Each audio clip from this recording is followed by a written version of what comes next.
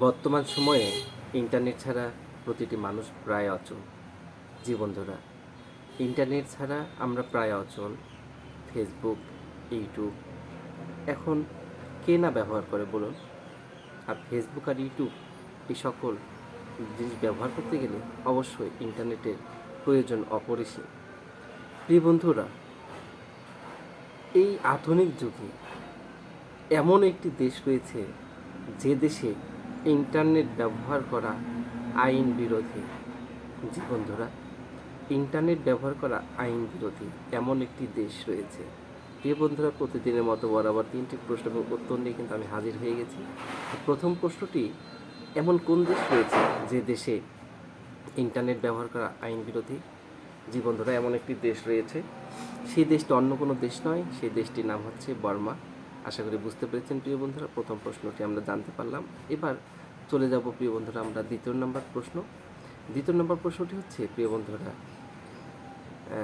আমরা তো পথে ঘাটে কম বেশি কুকুর দেখতেই পাই। তো কুকুর মূলত আসলে কোন রং দেখলে রাগান্বিত হয়ে যায়? জি বন্ধুরা, কুকুর সাধারণত কোন রং দেখলে বেশি রাগান্বিত হয় কিংবা রাগান্বিত হয়ে যায়? প্রিয় বন্ধুরা, সেই রংটি অন্য কোনো রং নয়, কালো রং দেখলে কুকুর রাগান্বিত হয়ে যায়। আশা করি বুঝতে পেরেছেন প্রিয় বন্ধুরা। আমরা দ্বিতীয় নম্বর প্রশ্নটি বলে দিলাম, উত্তর বলে দিলাম। এবার তৃতীয় নম্বর প্রশ্ন উত্তরটি জানব।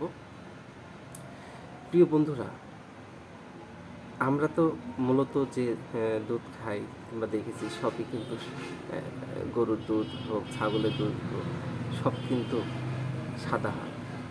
এমন কোন পশু রয়েছে যার দুধ কালো রঙের হয়? আজব একটি প্রশ্ন এবং উত্তর আমি কিন্তু আজকেই জানলাম আপনাদের জন্য, কিংবা আমার মাধ্যমে আপনারা কিন্তু জানতে পারছেন। অনেকে হয়তো জানেন, অনেকে জানেন না।